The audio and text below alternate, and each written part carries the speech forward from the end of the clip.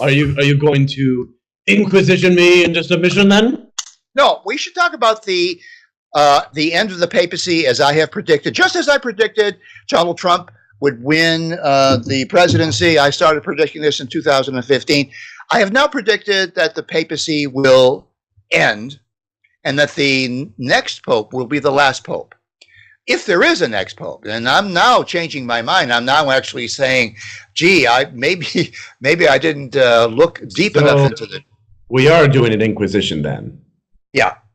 So let's start a little bit with your background so people don't think you're just jacking off, which most people might easily assume. That's more common than you might suppose, really. Well, I don't want to suppose any more than I already do. So let's start with, you went to the seminary. All right. Okay. So all of my education has been through Catholic schools. I have never gone to a private school. I mean, I've never gone to a government-funded school. I've only gone to private Catholic schools. Okay. Never Protestant, Jehovah's Witness schools. Okay. Got it. Ever since the age of 5, and I left at the age of 23. So from 5 to 23, I had training in Latin, training in the Catholic dogma and doctrines all the way through. And I was actually studying for the priesthood, and I decided. Where did you go to study for the priesthood?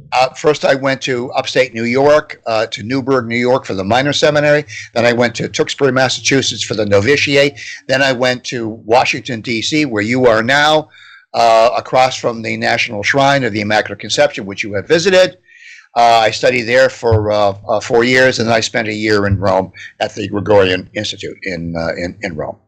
And throughout all of this, I came to the conclusion that the papacy was the problem with the Catholic Church. After Vatican II, everything was fine. What's a Vatican II? The audience is Protestant, man. Help us out. Okay.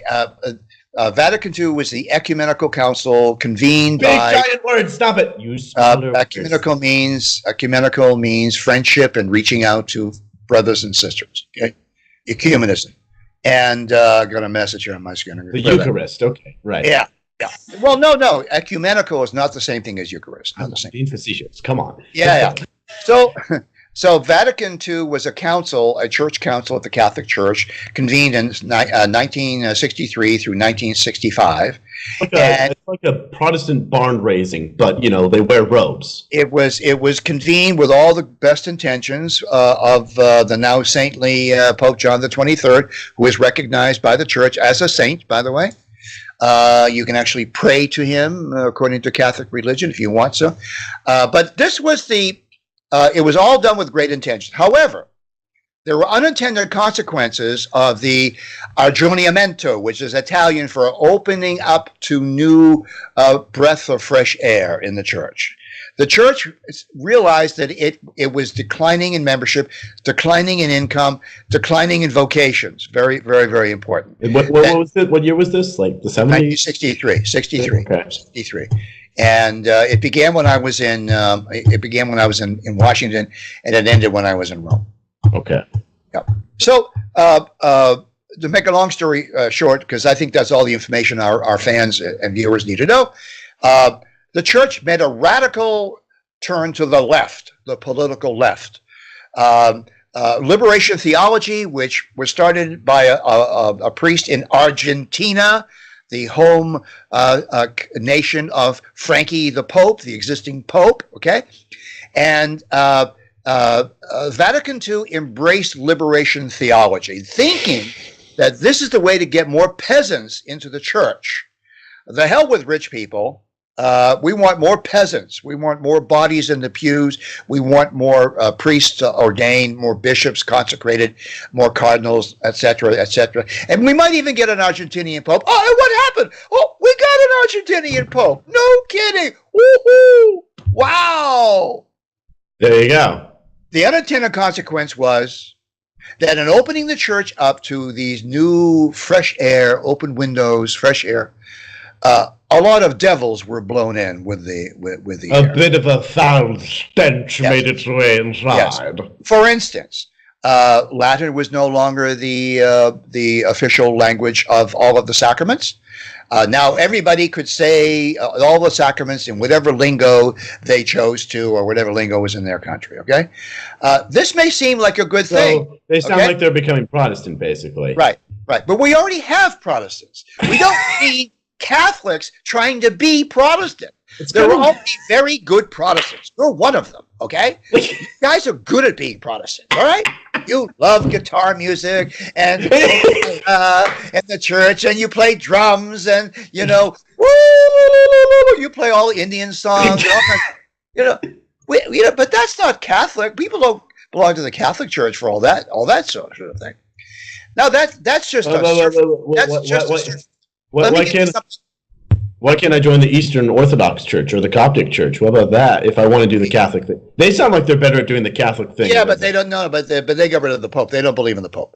So the reaching out to the Orthodox, that didn't work out because as soon as they tried to reach out to the Orthodox Church, they said, "Oh yeah, we agree with you on everything except we don't believe in a Pope. Goodbye." Oh, okay. See you later. So basically, Catholicism is it's not good enough for people who want to be Catholic because they're part of the Eastern Orthodox, and it's not good enough for people who want to be Protestant because they're Protestant. So what exactly is happening to the Catholic Church? It's dying. They're wannabe Protestants, that failed. They're wannabe Orthodox, that failed. Okay? So where are they? And they have abandoned what got them to where they are. They have jettisoned the mysteries of the Latin Rite and the liturgy is all gone now. It's all mishmashed up. It's all hippy-dippy nonsense. It's all New Age craziness. All right? You go to a Catholic church today, you want to run out as quickly as possible. You want to run out ripping out your groin hair and setting it on fire. It's horrible. Horrible. I was listening to your conversation with Ralph Chittims, by the way, and he has the same thing, that Protestants are running out of their churches, pulling out their groin. Yeah, they kind of are. They think that maybe if we just do what everyone else is doing, people. No. The whole reason why they ran away from the church is because they were becoming like the. Why do they need the church if the church is just like everything else? Right. But So the papacy has been around for almost 2,000 years. Oh yeah, the first pope was actually the Bishop of Antioch in the year 217. Okay, but he was not the Bishop of Rome. The Bishop of Rome became the Pope only because the Holy Roman emperors and the kings and all the royalty, they needed a point man to grease the wheels of feudalism and monarchy to the peasants. Let's fast forward. Okay, so big giant institution, literally one of the biggest club memberships of all time. Right. Of all time. Right. So what exactly prompted you to leave the seminary? What exactly was your dissertation? I didn't leave the seminary. The seminary left me. Okay. Oh, do tell. My thesis was, I'm not going to give you the Latin because you'll throw something at me, but here's my baseball bat you can beat me. Okay. In English, against the Pope and the Roman bishops. I argued that there's no scriptural or dogmatic or canon law necessity to continue the institution of the papacy.